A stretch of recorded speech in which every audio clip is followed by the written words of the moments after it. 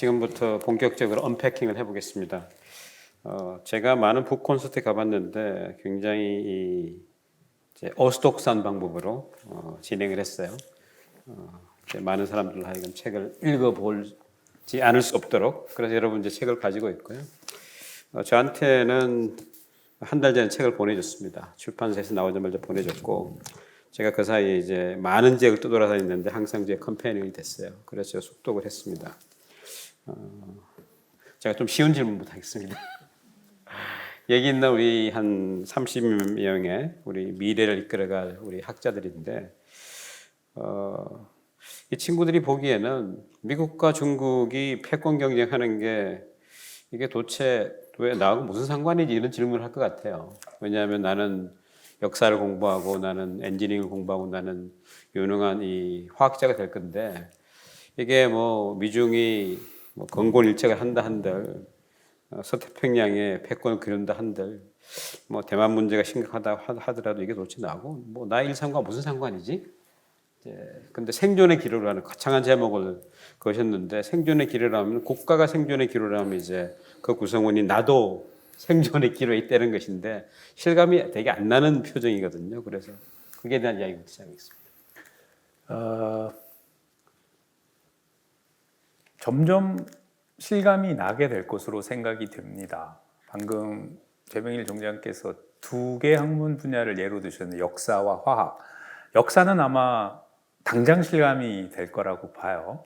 즉 역사를 어떻게 해석하느냐 가까이 보면 코비드 19의 근원에 대한 해석부터 지금 미국과 중국이 굉장히 다르죠.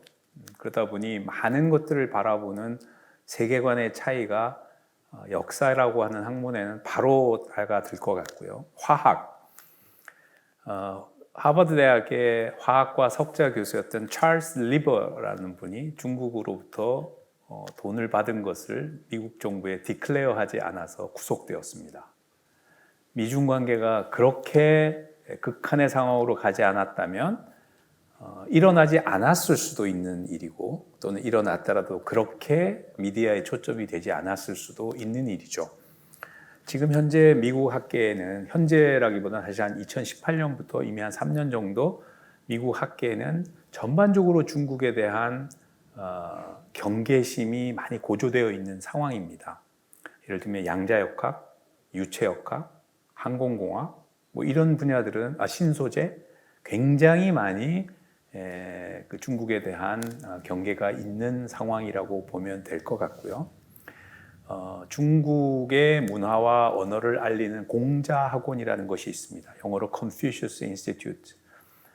세계에서 1호가 한국에 만들어졌었죠. 미국에 108개인가가 있었습니다. 5년 전에. 금년 초에 70개로 줄었습니다. 왜? 미국 정부가 공자학원을 설치한 미국 대학에게는 연방정부의 연구기금을 쓸 수 없도록 했습니다.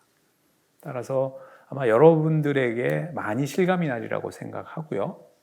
또 하나는 여러분이 미국을 자주 가보지 못했던 것으로 생각한 것 전제로 아마 길에서 여러분들을 중국인으로 오인하는 미국인들이 있을 수도 있어요.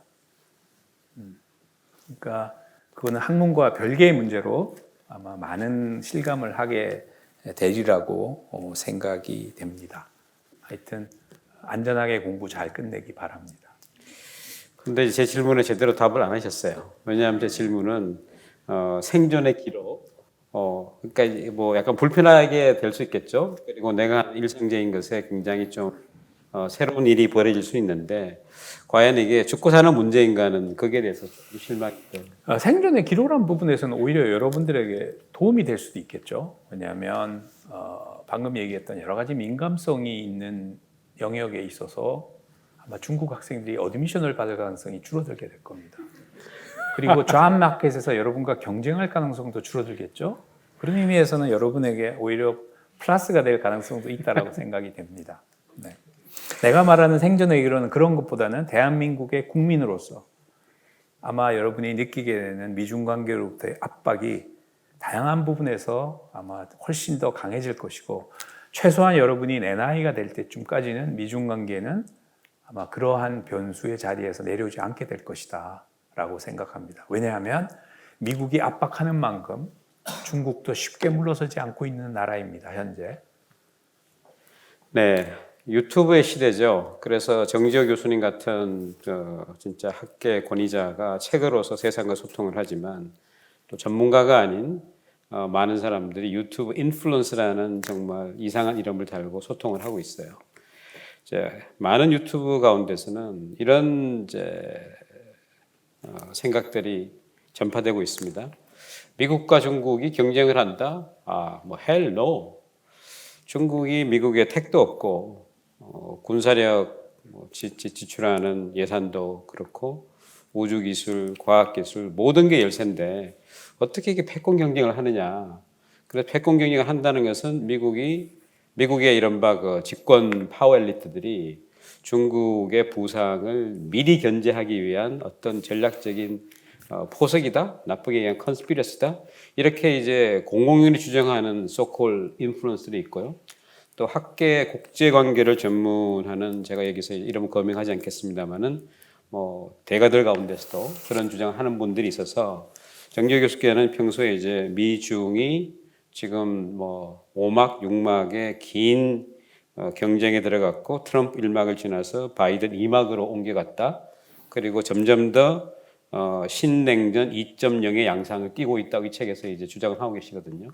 그러면 정지혁 교수님의 주장과 이른바 그 한간의 주장에 괴리가 있는데 거기에 대해서는 어떻게 생각하십니까?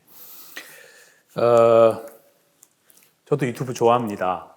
이 코로나의 이 2년 답답한 시간을 넷플릭스와 유튜브를 통해서 제가 좋아하는 유튜브는 UFO 유튜브하고 먹방인데요.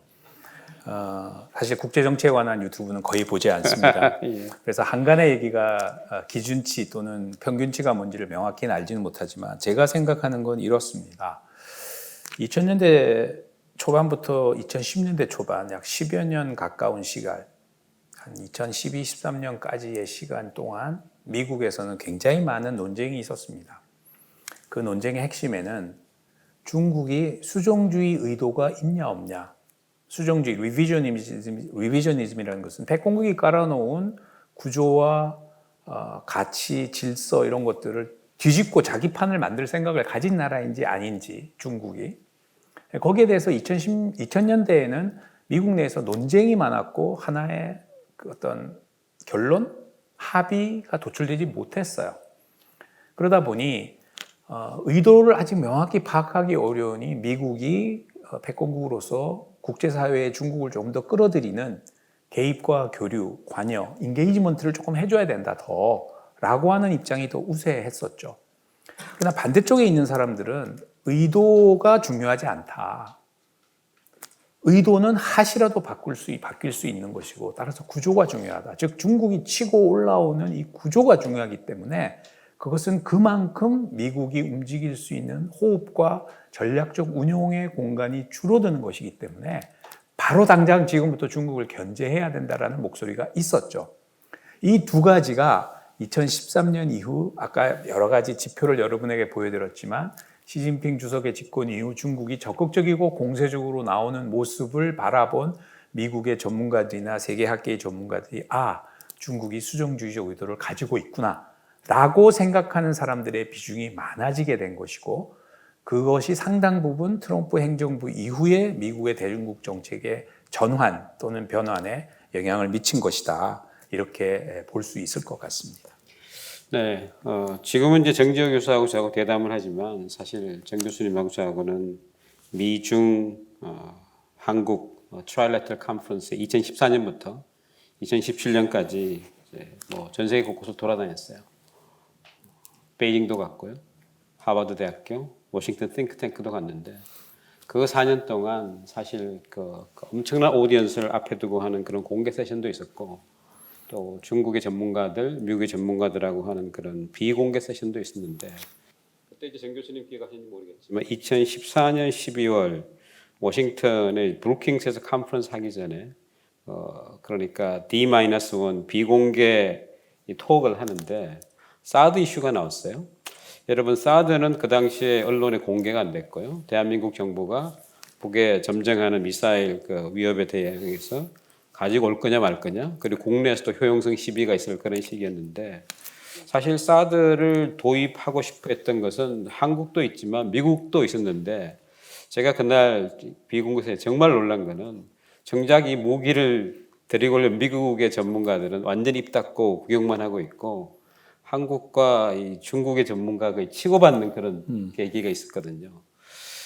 그러면서 이제 심지어 어느 까지 이야기가 됐냐 하면은 이제 미국과 한국의 전문가들이 김정은 뭐 살인자, 인권을 파괴한 자, 국제사법재판소 해야 된다 이런 식의 노마티브 이야기를 하니까 중국의 이 전문가들이 야 그런 택도 없는 이야기로 설득할 수 있느냐 굉장히 극명한 차이인데 제가 지금 드리고 싶은 이제 말씀은 아까 사드 이야기를 하셨어요. 그리고 책을 그 10년 동안 수정하는 근본적인 계기 하나가 사드에서 보여준 이 정부의 정말 어떻게 보면은 부끄러울 정도의 전략이 없음 이런 건데 사드 이전과 이후 한국에서 중국을 바라보는 인식 그리고 국제사회가 한국을 바라보는 인식이 어떻게 다른지를 조금 설명해 줄 수 있을까요? 사드는 벌써 7년이 된 이슈입니다. 2014년에 스캐퍼러티 주한 미군 사령관이 사드의 도입 필요성을 처음 언급하고 그 후에 아주 복잡한 여러 가지 스토리가 있지만 그리고 2016년에 배치를 결정하고 선언하고 또 중국의 제재가 만들어지고 한국에서 정부가 바뀌고 또 거기에 대한 여러 가지 논란이 있고 또 관련해서 한국과 중국 사이의 삼불 협의 결과라는 게 발표되고 등등 사실 사드가 그렇게 중요한 우리 안보에 중요한 무기 체제인데 전 세계 사람이 그게 어디에 배치되어 있는지 다 알고 있어요. 성주라는 곳. 너무 안타깝죠. 그런 건 비밀스러워야 되는 거 아닌가요? 왜 이런 이슈가 이렇게 만천하가 알려져야 되는 것인지 그거부터 우리는 문제를 제기해야 된다고 봅니다. 박근혜 정부, 문재인 정부 다 잘못이 있었어요. 그 자세한 내용들을 그 책의 9장에서 상세히 적고 있습니다. 안타까운 것은 우리의 안보가 우리의 목소리에 의해서 결정되지 못하고 그것을 제대로 주장조차 하지 못하고 있다는 것이 참으로 안타깝다고 생각이 됩니다. 물론 사드 이슈를 통해서 한국이 중국을 바라보는 인식이 극도로 나빠졌습니다. 마찬가지로 중국이 한국을 바라보는 인식도 굉장히 나빠졌습니다. 지금 온라인상에서 한국과 중국의 20대, 30대가 주고받는 단어들을 보면 마치 수교 이전으로 돌아간 듯한 단어들을 서로 사용하고 있습니다. 안타까운 일이죠. 그러나 이것이 쉽게 바뀌지는 않을 것 같고 이 한중간의 인식의 문제가 과연 정부가 몇 가지 일을 하고 소위 공공외교를 한다고 해서 바뀔 수 있겠느냐에 대해서 저는 조금 유보적인 생각을 갖고 있습니다. 더 중요한 것은 국제사회가 보는 한국인데요. 사드라는 것은 우리 외교의 이슈였고 근데 그 이슈에 대해서 우리가 제대로 된 결정을 잘 하지도 못하고 또 그걸 통해서 제재를 받는 것에 대해서도 제대로 대응하지 못하는 모습을 보면서 국제사회가 보는 한국은 뭘까? 아까 제가 제 발제에 말미에 드렸던 무역, 투자, 관광만큼 중요한 것이 국격, 국가의 품격, 국위, 국가의 위상, 자긍심, 그 국가에 대한 평판, national reputation인데 과연 이런 측면에 대해서 국제사회가 한국을 어떻게 볼까? 왜 지난 몇 년 동안 한국에게 이렇게 밭다리를 거는 나라들이 생깁니다. 뭔가 이유는 명확치 않지만 예컨대 UAE라든지 뉴질랜드라든지 인도네시아라든지 예전 같으면 마쿠에서 외교 협상을 통해서 잘 넘어갈 것들을 공개적으로 문제를 제기합니다. 왜 그럴까요? 우스워 보이는 거죠, 우리가. 대통령에게 소대가리라고 해도 제대로 반응 못하고 그게 영어로 된 다 뉴스로 나가면 도대체 이 나라는 뭐지? 라는 생각을 하지 않을까요? 그렇기 때문에 저는 다시 한번 강조하지만 무역, 투자, 관광 너무 중요해요. 먹고 살아야죠. 그러나 우리가 도대체 발을 딛고 사는 이 나라가 어디에 위치해 있는지, 과연 우리가 11위, 12위의 경제력을 가진 만큼 국제사회에서 대우를 받고 있기는 할까요? 바로 그 질문에 장기적인 생존의 기로와 연관된 부분이 있다라고 저는 생각합니다. 네, 그 문제를 조금 더 이제 언패킹 해보겠습니다. 사드가 이제 계기가 된 거는 분명하지만 그 이외에 이제 많은 이제 크고 작은 것들이 이제 쌓였다고 저는 생각이 되고요. 가령 2008년 베이징 올림픽을 할 때 전 세계 많은 NGO들이 이 기회에 중국을 압박해서 인권 문제를 부각하자. 그래서 2008년 같으면 여러분은 어디에 있었을까요? 중학생? 기억나시나요? 성화가 체화가 돼서 이제 전 세계를 돌아다니면서 이벤츄얼리 이제 한국까지 왔어요. 그다음 중국을 가는데 많은 나라에서 성화 봉송하는데 이제 그거를 그때 시위대가 나타나서 그 랠리를 하죠. 그때마다 중국을 지지하는 사람이 나타나서 충돌이 있는데 한국에서 어떤 일이 벌어졌냐면 시청 주위에서 성화 봉송을 하고 올림픽 성화 봉송하는데 중국인 시위대가 나타나서 인권 문제를 제기하는 많은 한국인과 외국인들을 폭력을 했어요. 이 대한민국에서. 그리고 경찰은 그들을 훈방 조치했습니다. 저는 이런 게 쌓였다고 생각이 되고요. 그리고 재작년인가요? 홍콩 민주화 시위에 대한 이제 대학가의 많은 대자보 이것들을 또 이제 이 중국 유학생들이 와서 훼손을 하는 이런 일들 뭐 이런 것들이 쌓여서 20대 이른바 혐중 정서가 굳어지는 게 아닌가 싶은데 제가 기성세대로서 가지고 있는 이제 문제점이자 정말 면목이 없는 것은 우리 정치인들, 기업인들은 이런 일에도 불구하고 여전히 중국은 우리가 다른 대안이 없는 비즈니스 파트너다. 그리고 정치인은 북핵 문제에 대해서 우리가 협조를 받을 수밖에 없는 이런 아주 고정관념이 있는 것 같은데 거기에 대해서 책에도 이제 쓰셨습니다만은 왜 이런 인식이 그 정조 교수님 보기에 잘못된 건지 그리고 이거는 그럼 어떻게 하면은 뭐 바꿀 수가 있는 것인지 아니면 우리 그 젊은 세대들이 생각하고 기성세대가 진짜 다른 것인지 그에 대한 이야기를 좀 들려주시면 좋겠습니다. 지금 국제 정치, 국제 경제는 엄청난 전환기를 맞고 있다고 생각합니다. 지난 2년의 코로나 사태라고 하는 것이 우리의 삶과 사고방식에 어떤 영향을 미치게 될지 중장기적으로 우리는 아직 잘 몰라요. 굉장히 많은 패러다임의 전환이 올 거라고 생각이 됩니다. 결국은 지금 움직이고 있는 것들은 예전에는 효율과 가격만을 중시하는 글로벌 가치 사슬이었다고 한다면 지금 새로이 형성되고 있는 것은 글로벌 신뢰 사슬입니다. 누가 생각했을까요? 마스크나 진통제나 생리대가 전략 물자가 될 수 있다라고 누가 생각했을까요? 생각 못했어요. 근데 그게 현실로 다가오는 것이죠.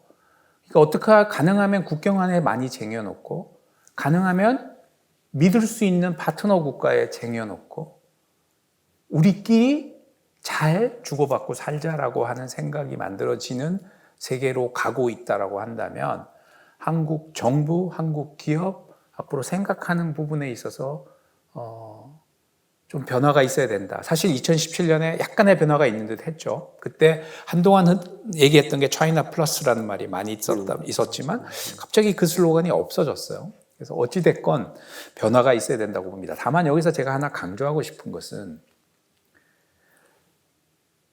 강대국의 본성이라는 것이 있습니다.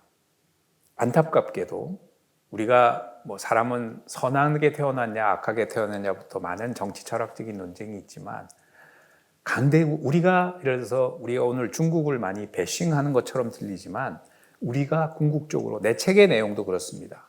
강대국은 약소국을 압박해서 자기의 이익을 챙기는 나라입니다. 그것이 미국이건 중국이건. 문제는 우리가 어떻게 대응하느냐예요. 우리가 잘 대응하면 2011년에는 저는 이걸 명민하다라는 말을 썼는데 명민하게 대응하면 우리가 지불해야 될 대가를 줄일 수 있죠. 근데 저는 우리가 명민하지 못했다고 생각해요.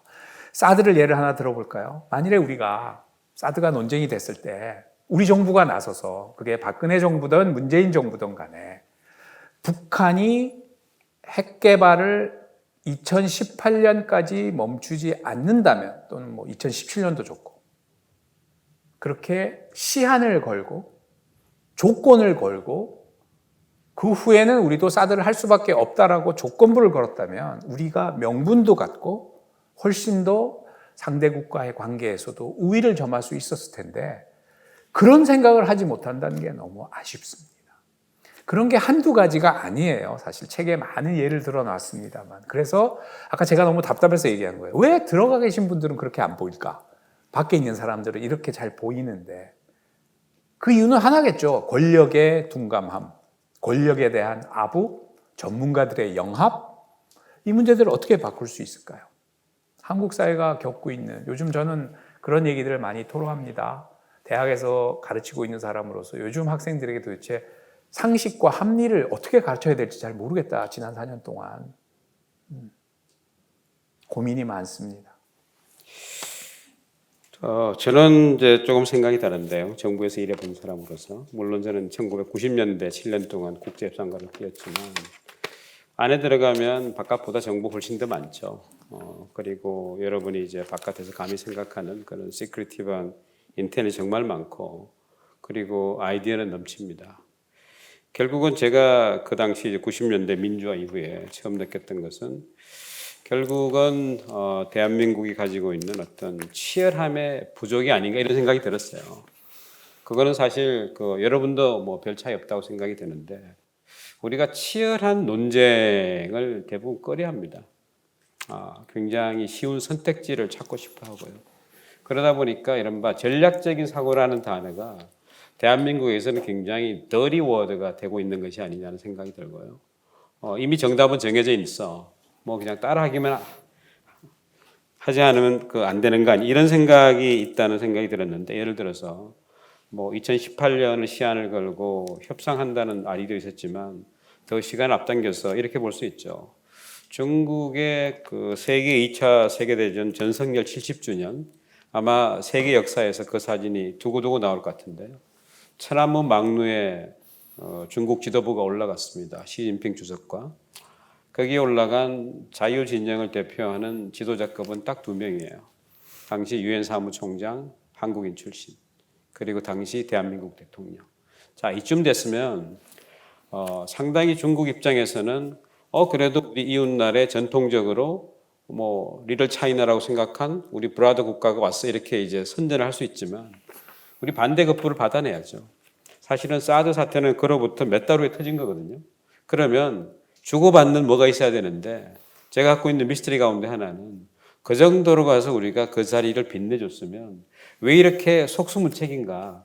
그러니까 전략적인 사고의 이제 부족인 같은데 이게 이제 우파 정부가 됐건 좌파 정부가 됐건 한국의 기성 정치인 우리가 뽑은 정치인들은 왜 중국 앞에만 서면 이렇게 작아지는지 아까 사진에 보여줬잖아요. 미국은 사실 뭐 대통령이건 누가 됐든 간에 토론하는 문화가 있기 때문에 의자 가까이 놓고 그냥 이야기를 해요. 중국 굉장히 권위적이잖아요. 그러면 학자가 1대1로 만나면 저런 식의 seating arrangement 괜찮습니다. 국가를 대표하는 사람이잖아요. 거기에 마치 중국 지도자가 양쪽을 이렇게 뭐 거중조정하는 이것을 우리가 받아들였다는 것은 통치하는 사람 입장에서 나는 누구를 대표하는가 이것이 없는 것이 아닌가. 그리고 심지어는 우리가 왜 그렇게 되느냐. 거기에 대한 생각을 못 해본 것이냐 이런 생각을 가지고 있는데 아마 정조 교수님과 저하고 그 부분에 대해서 생각이 비슷한 것 같고요. 제가 이제 드리고 싶은 질문이 있는데 이제는 그 질문의 내용을 조금 더 앞으로 거슬러 가서 서구와 중국 이야기를 한번 해보겠습니다. 사실 서방 세계에서 중국에 대한 많은 예측을 했어요. 지금까지 다 빗나갔습니다. 천안문 사태가 터졌을 때 중국 공산당 무너진다고 예측했고요. 그리고 21세기가 되면서 중국의 권위주의 정부가 이제는 소프트하게 될 거라고 생각을 했어요. 그리고 중국이 더 개혁 개방하지 않으면 중국 경제는 이제 여기까지라고 했습니다. 그런데 중국은 그때마다 서방 세계 관측이 틀렸다는 것을 somehow prove 했어요. 자, 이쯤 되면 뭔가 그들만의 방법이 있는 것이 아닌가 하고 한 번은 우리가 봐야 되는 게 아닌 질문을 던지면서 여러분이 이제 배우는 게 대부분 서양 중심 학문인데 이 학문이 가지고 있는 약간 도그마가 있지 않나 하는 저는 이제 질문을 던집니다. 왜냐하면 워싱턴의 엘리트들이 중국을 포용을 할 때 중국이 개혁개방의 길로 나서면 우리가 시장을 내주고 기술도 주고 학생도 받아주고 교류도 하지만 결국은 그게 우리한테 좋은 거고 중국도 좋은 거다. 왜냐하면 역사는 시장과 자율과 민주화로 흐르니까. 그래서 말하자면 우리의 밸류 쪽으로 수렴한다는 것이죠. 그런데 그런 관점에서 보면 지금 중국은 수렴 안 하고 있거든요. 그리고 후퇴하고 있는 것인데 물론 우리는 뭐 100만 년을 사는 사람이 아니기 때문에 젖지는 못하겠죠. 이런 관점에서 봤을 때 지금 정 교수님이 전공하고 계신 국제관계 이런 것들이 너무 이 웨스턴 밸류 중심에 거기에 세뇌되어 있는 것은 아닌가. 뭐 그런 질문을 한번 던져볼게요. 질문이 점점 어려워지고 있습니다. 두 가지인데요. 하나는 방금 서구 대 중국 또는 서양 대 중국. 저는 이런 병치에 대해서 조금 반대인데요. 최근에 서울대에서도 에이시아 차이나 다이얼로그 이런 거가 처음 시작되었는데 제가 그게 잘못됐다고 얘기를 했었습니다. 자꾸 그건 중국적 담론인데 중국은 중국 하나 놓고 서구 이렇게 비교를 하려고 그래요. 그건 안 어울리죠. 한 나라와 엄청난 하나의 시빌라이제이션이나 어떤 대륙을 비교하는 것. 그래서 차라리 그냥 에이시아 다이얼로그 한 다음에 중국을 넣어서 하는 거는 모르지만 에이시아 차이나 다이얼로그 안 어울린다라는 말을 하고요. 우리가 자꾸 그런 담론에 너무 익숙해지다 보니 당연히 중국과 웨스트를 자꾸 병치하는 모습을 갖는데 중국은 계속 이런 담론을 합니다. 중국식, 중국적, 뭐 요즘 많이 하는 중국 방안 또는 중국 지혜, Chinese wisdom, Chinese way, 중국 방안, 중국智慧 이런 말들이 다 무엇을 애정하냐면 한마디로 말하면 non-Western 뭔지 명확치 않아요. 근데 1번은 무조건 non-Western 그 다음에 내용을 채워 넣겠죠. 중국은 꼭 내용을 채워 넣습니다. 중국이 잘하는 것이 큰 단어를 툭 던져요. 그리고 1년, 2년, 3년 지나면서 그 내용을 채워 넣습니다. 예컨대 1대1로 같은 거죠. 처음에 1대1로가 나왔을 때 굉장히 공허했어요. 근데 가면서 이게 명확하게 프로그램이 만들어지고 재원이 분배되고 하는 모습을 보게 됩니다. 방금 하신 말씀 중에 아마 내포하신 질문은 이런 것 같아요. 우리가 중국이 갖는 매력이 뭐냐? 중국처럼 소프트 파워에 투자를 많이 한 나라가 없습니다. 제가 2000년대에 중국 서점을 가면 이게 다 서점이라고 치면 최소한 이거의 한 4분의 1은 소프트 파워에 대한 책들이었어요. 그런데 중국이 결국 만들어낸 소프트 파워가 뭘까요? 자유, 인권, 시장 경제 이런 거를 대체할 거를 중국이 만들었나요? 아직 못 만들었어요. 물론 자유, 인권, 시장 경제를 미국은 완벽하게 하고 있나요? 그것도 아니죠. 그럼에도 불구하고 우리가 흔히 소프트파워로 서구의 소프트파워라고 말할 수 있는 것들에 대한 대체될 수 있는 규범, alternative value and norm을 중국은 못 만들어냅니다. 다만 중국은 아주 마이크로한 부분에 천착하죠. 예를 들면 핵 전략 같은 데 있어서 미국은 first use입니다. first use라는 건 선제 공격. 핵을 가진 나라나 안 가진 나라나 미국이 위협을 느낄 때 핵무기를 먼저 사용할 수 있다. 전 세계에서 핵을 가진 나라가 10나라도 안 되고 전 세계 국가는 220개나 되는데 그러면 210개 국가는 미국을 싫어하겠죠. 핵을 안 가졌는데 니네가 우리한테 핵을 먼저 쏠 수 있다고? 반면에 중국은 명확히 명시했습니다. 핵은 절대로 선제 공격하지 않는다. 이게 어떻게 보면 중국이 만들어내는 올터너티브 놈의 예지만 아주 마이크로하죠. 자유, 인권, 시장 경제 정도 되는 거대 규범의 중국이 대체제를 만들어낼 수 있을까? 그 단계가 오면 진정한 가치 규범에서의 패권 경쟁이 시작되는 거죠.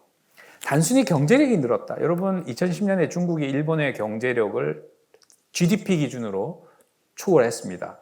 그럼 과연 그 시점에 중국이 일본보다 뛰어난 걸까요? 지금 노벨상 받은 사람의 숫자를 일본과 중국 본토를 따지면 일본이 압도적으로 많습니다. 그렇게 본다면 아마 이 소프트 파워는 차치하고 경제력에서 중국은 지금 미국의 한 70% 정도, 군사력은 아직 러시아도 넘지 못한 상황. 그렇지만 중국이 왜 이렇게 화두가 되고 있는가에 우린 조금 더 천착해야 된다고 봐요.